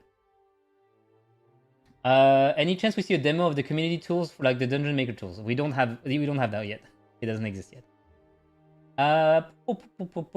Cheers from Brazil. Yeah, cheers, man. A lot of Brazilian players in Solasta 1 as well. Will there be enlarge reduce? Not sure yet. And this is because of the fact that we have trouble handling large playable creatures. So when it's an enemy, when it's a monster, it's okay. But when it's a playable character, it makes a lot of like weird things. Especially like cutscenes that might be like very, very funny, as in like you get to see all the characters and then just the torso of another one cut by the camera. I'm not sure it's something we want, so we'll see. Any plans for reach weapon? Like I said, not planned for now. They are not part of the plan because it's a lot of work to implement them. Let us see. Will you be adding more feats for gameplay customization? We have a lot of feats already. So you'll see during early access. I'm pretty sure they've been implemented, and you can play with them to see what it does. We might add more during the early access as we go on. Will you add more gameplay variability and approaches to different situations regarding items? So I did try to create magic items that were more than deal plus 2d6 lightning damage, for example. Those are the simple ones, and they still work. But if we manage to do what I designed for the magic items, there's gonna be a lot of fun stuff you'll see. Like magic weapons that deal damage in an AoE, crit ranges that change, scaling damage that increase over time. But again, like, this is the wish list. This is like the on paper, we would love to do that. In practice, we'll have to see if it's possible to do that. Is the lack of reach weapon a design decision or it's a technical issue? It's neither. The lack of reach weapons is mostly because it's a lot of cost in animation. Because you would need to like do a attack from long range, attack from like short range, and that's in itself already like a lot of additional animation, and we have a little bit of a choke point on a lot of like different things we want to do. So it's more a question of like, if we do this, we might not do something else. Is Solasta II still primarily a combat game, or is it expanding on the social aspect? It is still putting a lot of like emphasis on combat, but we are putting a lot more budget into narration as well. So the story and the choices and the exploration, especially like the world map, have been expanded. So you'll see that it's more than just combat now. A lot more than just combat. Fishing, no fishing, not for now. How much time will it take to get from early access to version 1.0? You can see that on our Steam page. We are trying to aim for about a year. Of course, this might evolve. Let's say the early access is so successful that we have tons of monies. In that case, we might be like, oh, you know what? We might want to add more stuff for 1.0, right? So that the 1.0 is even better. But again, it's like, it's hard to say for now. Okay. Let's see. Scrolling down. You should be using AI for as much as possible to speed up game creation. It's a tool. I'm not going to go into that debate. You also have to remember, because like people are having a lot of trouble, especially those who don't work in the industry, understanding like AI does not always mean Gen AI. Gen AI is the big problem right now because of, using sources that are usually not sanitized. It's like a lot of the art is taken randomly on the internet, so that you might be like quote unquote stealing. It's like, it's like a lot of like the source came from people who posted their image on the internet and drawing on the internet and were never aware that it would end up as being used to teach a Gen AI model. But there's also like regular AI, like monster AI, or like stuff that existed way before Gen AI. For example, Houdini for like generating vegetation. Like when you create a level, you might not want to put every single tree by hand. So there is algorithm that you develop yourself using AI to be like, oh, it's going to put trees. And I want to add a rule, which is do not put trees inside the river. Do not put tree inside the mountain, stuff like this. This is also AI, and this has existed, like Photoshop has been existing way before Gen AI. Those are tools that, everyone uses. But Gen AI is the big question mark because, again, ethical issues, it's still very new. Quality issues as well. If you read the Larian Q&A, for example, session, they asked, for example, the writers, are you using Gen AI to create scripts, for example? And the head writer was saying, well, no, because at the moment, the writing done by Gen AI is still kind of like 3 out of 10 level, which is not good enough. So there's no reason to use it either. So again, yes, it's a tool, but that doesn't mean that we want to use it everywhere. Like, it doesn't mean that we have to use it. Tools need to be refined and sanitized as well. Right now, it's still the Wild West. Any sound effect or music you're proud of that you can show us? Not necessarily now, but you'll hear the music of the game. You'll hear the music of the game, and I think that in a future stream, I'll probably update the music loop that I'm using right now to use Solasta II music. Are you allowed to tell us how much content will be available to play during early access compared to the full game? Well, yes, I am allowed, but like I already said that so many times. You can go on the Steam page. There is a early access little block, and if you open it, there's like the summary of that. Maybe there's a mucus-based subclass in S2. I hope not. That sounds kind of ew. Any expectation for the release date of 1.0? We're aiming at next year, but that's kind of like it's pretty wide. How compatible is Solasta II going to be with modding? So our stance on that is that we're not going to prevent modding. We like modders, and there's one great mod in Solasta 1 which is called Unfinished Business that adds tons of like subclasses, level 20 multi-classing, So yes, we would be shooting ourselves in the foot if we prevented modding. But the thing is, we don't have the manpower to create modding tools. So for the moment, the stance is going to be, we allow modding. Like, if you can mod the game away, like, have fun.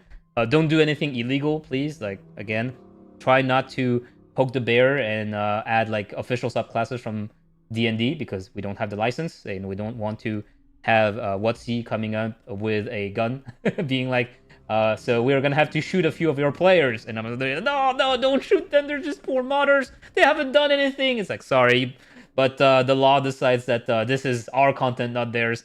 And they would be right? It's their content. So if you do mod, first of all, thank you very much for modding the game. It's very, very cool, and that creates more content. But please respect the law. Please respect the law.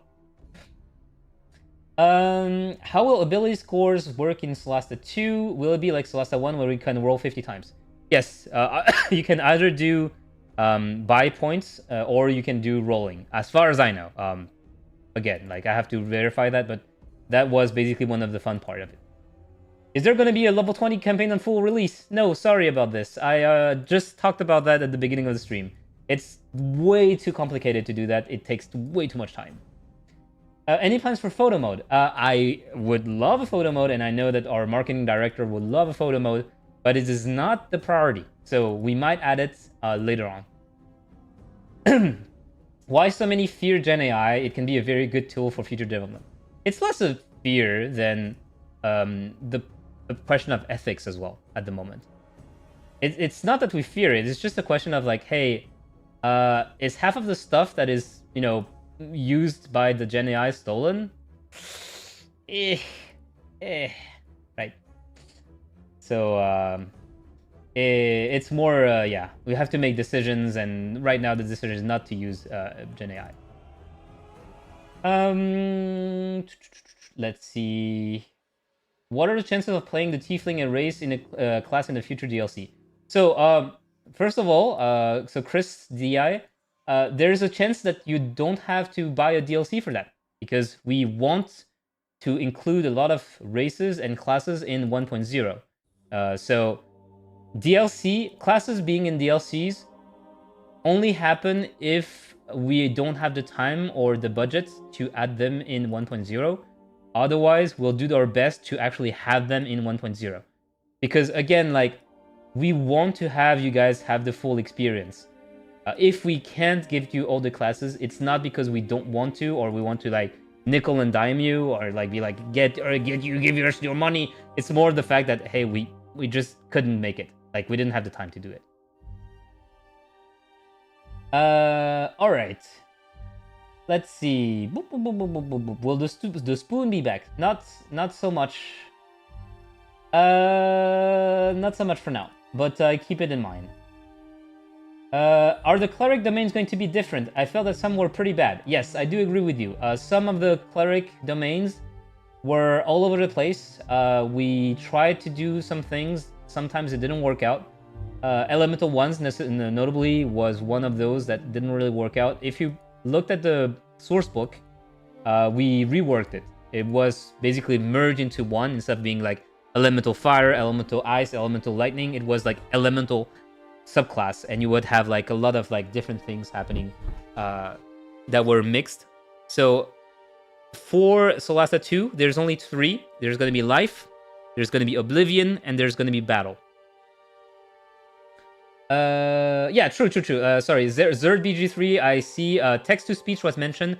It existed way longer before the current AI. Yeah, that's true. We're not going to plan to use text-to-speech, but maybe like you can use text-to-speech. I don't know. There we go. Will there be more domain at release? No. At the moment, the goal is to not add more subclasses, but more classes. So instead of saying we want to have like 5 subclasses, we want to have 12 classes, and that's already pretty good if we can make it. Are you guys going to be adding more monstrous race such as Hobgoblin or Kobold? It's not planned for now. One of the biggest constraints you have to understand about monstrous race is that it's very hard to make, right? When you make a human and an elf, they can reuse a lot of different things. When you make a monstrous race, like a Hobgoblin, for example, or a Kobold, that is not only like much smaller, but have like complete different facial shape, and hands and feet, it is a nightmare to remake everything for those races. So it doesn't mean that we don't want to do it. For example, like Dragonborn is one of those examples where we want to do it, but it's going to be way more complicated to make Dragonborns than it is to, for example, make gnomes. So gnomes might be an easy add for us. A Dragonborn, it's like right now we're even like trying to see if we can fit it into the 1.0, right? Because we know like a lot of people like Dragonborns. So it's not like we don't want to do it. But it's like Dragonborn's way more complex than a lot of other races. Is the music live recorded full orchestra like Solasta 1? Not sure yet. We'll have to see that. Is the composer for Solasta 2 the same as Solasta 1? Yes. Has the writing team expanded from Solasta 1 to Solasta 2? Expanded? No. We still have the same number of writer, but we have like one of the writer is different. Pay us royalties. There's a T-post party going up the stairs. Yes, that is the joy of looking at in-development builds. Not sure if it was asked already. Will our choice made in Solasta 1 transfer to Solasta 2? No, because it's a completely different place. You're not playing the same guys.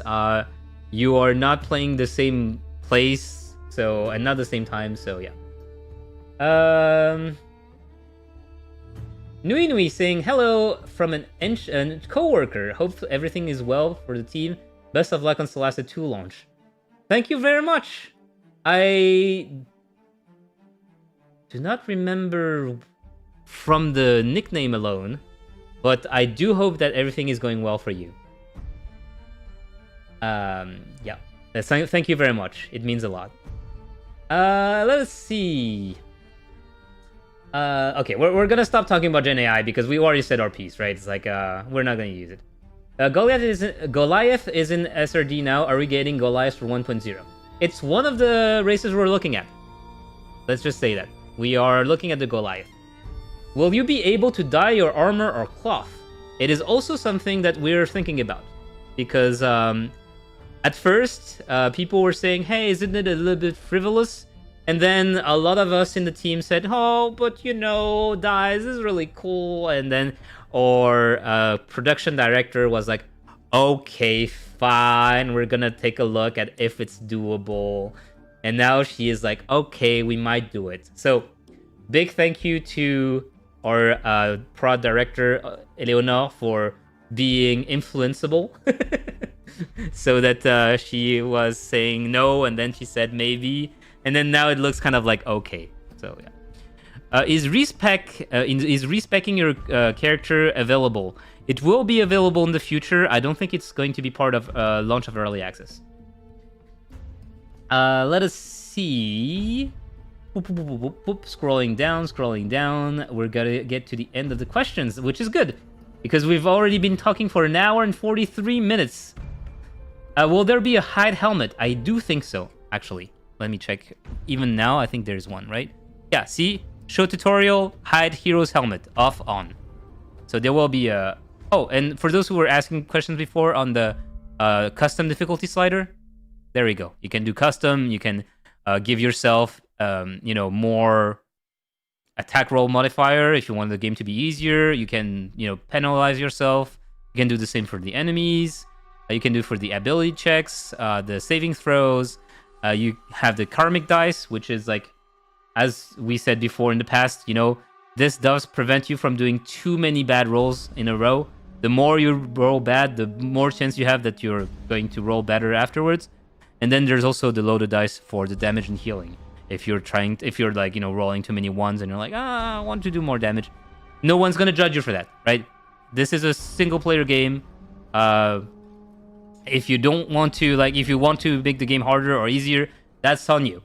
Also, as you can see, now we're doing a lot of analytics. So if you don't want to, you can turn it off. If you are okay with it, please leave it on. That allows us to see if you're dying a lot to a certain boss, for example, and that does help us balance out the game. Because, for example, if we see that a lot of people are dying to a single boss, we might be like, maybe it's a bit overtuned, or maybe the party is arriving at the level where it's way too early, so they should be maybe we should put the boss a little bit further in the game, those kind of thing. But again, I'm not forcing you guys. If you don't want analytic opt-in, you can opt out. There we go. We're having a missing apostrophe on Hero's helmet. Yes, we do. How much playtime should we expect from the early access? At launch, it is 10 to 15 hours for a single run. If you do like more than one run because you want to play with all the classes and do all the choices, you can do it.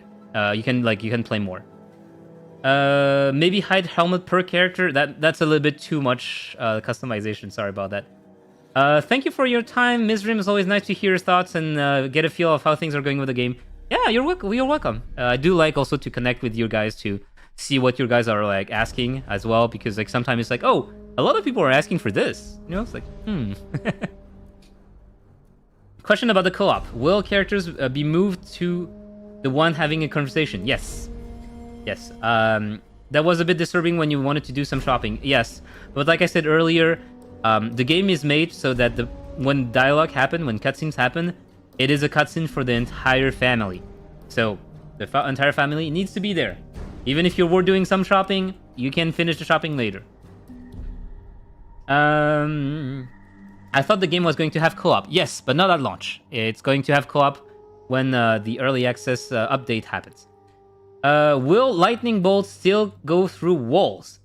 At the moment, I think it is still like this, but it is definitely something that we have brought up and said we don't want this for 1.0. Please, please, please, devs.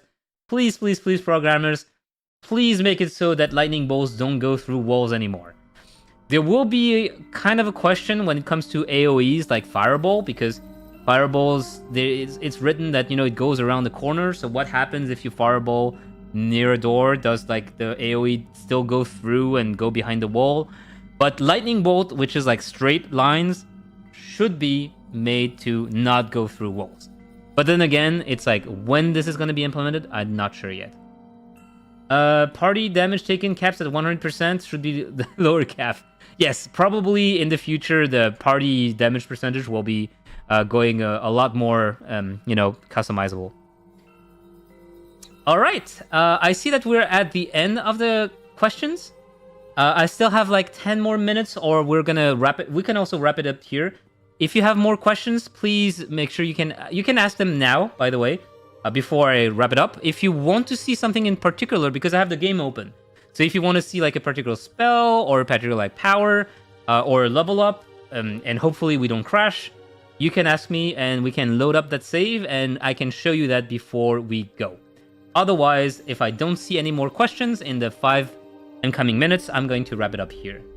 Will there be animals to talk to or interact with? No. This is, again, a thing that means that you need a lot of writers and we only have 2. Question, will the game UI be changed or improved for the full release? The game UI is already pretty set, but there's always going to be, changes during the early access. So, you commented on the fly, what about Spider Climb? Spider Climb is one of the question marks at the moment. It's like, oh, we liked Spider Climb. Will it work? Don't know. So it's in the list of things that we have to like check. Can you still use gamepad like a mouse, like point and click? Yes. If you see up there, there is 2 control schemes. There is the indirect one, which is I click and people move, and there's the direct one, which is WASD. I'm moving with my keyboard, and my party members are following me around. So this works on mouse and keyboard, and this works also on the gamepad. You can do click on the gamepad, or you can go moving with the joystick. Which subclass Barbarian will have? Subclasses Barbarian are not in the early access release, so I cannot talk about the subclasses yet. I would love to see Fireball. Fireball is a level 5, level 3 spells that is unlocked at level 5. Right now, the early access only goes up to level 4, so no Fireballs. Music will be performed live musician or MIDI made. I'm not sure yet. Solasta 1 had live music. I'm pretty sure Solasta 2 will have live music. What is your favorite new things about the user interface? I think it's the fact that... Oh, no, I don't want to talk to you. Go away. I think it's the fact that you have ready action on the... Okay, so I cannot show you here. So I'm just gonna load a combat here. Let me just get us a combat. There we go. Spirit Guardian also is a spell that is level 5, so I cannot show you. Maybe level up, grab a concentration spell, and try to end it aside your turn. We're not gonna do QA live, guys. I can show you like cool stuff, but for the little for the other little things, we're not gonna do that. So what did we want to say? We wanted. Oh yeah, that's one. Okay. Yeah. By the way, the stealth is going to be reworked a little bit. Like right now, the enemy got way too close before seeing us, so they're gonna be a little bit more aware normally. So, like I said, one of the things that I really like now is that the ready action is actually here on the action you want to make. So you no longer have a ready action button that's going to tell you, do you want a melee attack, range attack, or use a cantrip? Instead, I'm going to be like opening my spell list, and I'm going to be like, you know what? I want to prepare Ice Knife. Ready action, yes. Oh, actually, it doesn't work because it's AoE. Right now, it doesn't work with AoE spells, but I could say Hideous Laughter, ready action, yes. And the first enemy that moves into my range is going to be hit by that spell. So I'm just gonna like quickly move, and there we go. I'm just gonna try to dispatch this guy. There you go, you dead. Enemy's gonna move up, and if they get into the range, so nope, you didn't cast your ready action. Huh? That is not good. Why didn't you cast your ready action? Debugging live again. Sorry about that. Why do you not cast your ready action, my boy? You used to be able to. Now it's not working anymore? Is it bugged? Seems bugged. Okay, shield. There we go. Great. I forgot to turn off the pop-ups. There we go. Okay. Okay, is ready action not working anymore? Let me just check. Okay, just blast you. There we go. Okay. Ready action, your javelin. You're going to move, and you're going to ready action something else. For example, the firebolt. Ready action. Let's see what's working, what's not working anymore. All right, you move. Okay, okay, ready action did work. So, fireball cantrip, and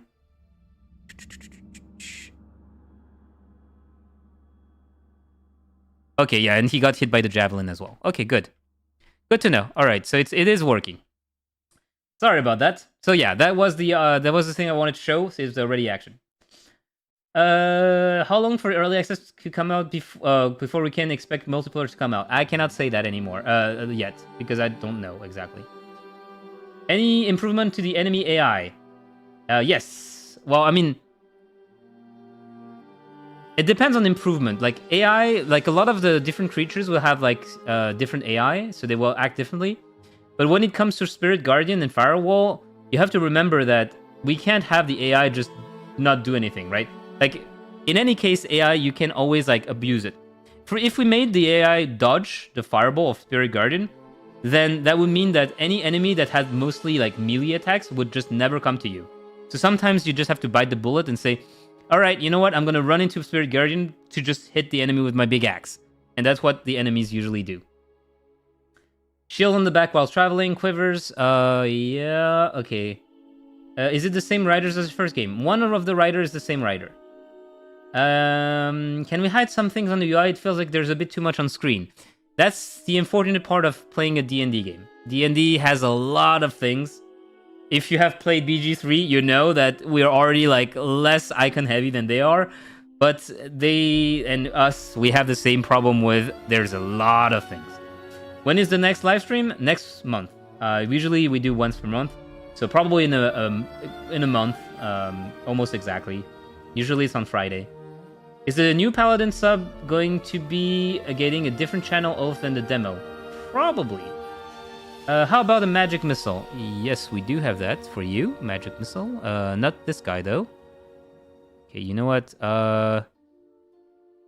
Get. Let's see. Let's cast a divine shield so they stop like breaking my breaking my arms. Okay, well, this is not the one they didn't target it, so that's a bit of an issue. Cast shield again. Dodge this. All right, Eric, let's go. We're gonna get yourself some. Actually, you know what? This is very stupid now that I moved here, but we're gonna cast Bane. There you go. And Blaine, you're just gonna smite that guy. Go ahead and do that. Divine Smite. Boom. Those are very shitty rolls. And Finel, you're going to be casting a magic missile. There we go. Okay. What's your spirit spell in the game? For now, it is... I do believe I have it. Do I have it? Let's see, do I have it? I don't have it at this character.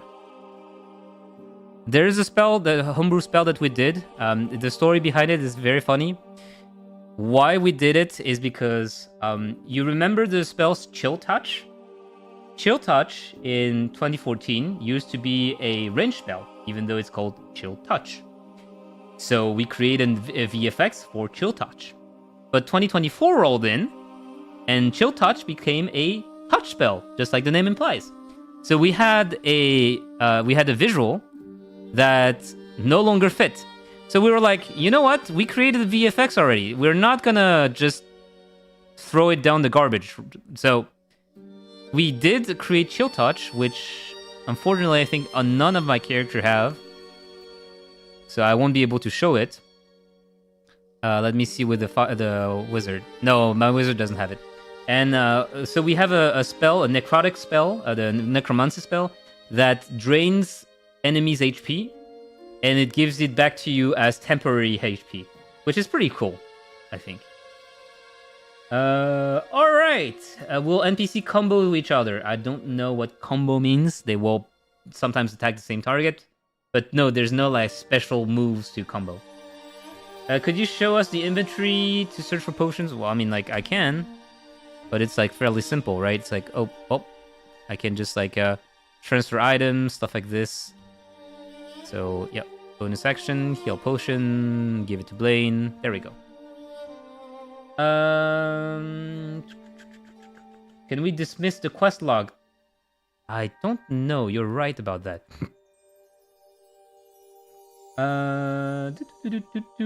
Okay. All right. Solasta First of the Name released a number of DLC with new racing classes as well as new campaigns. That was great.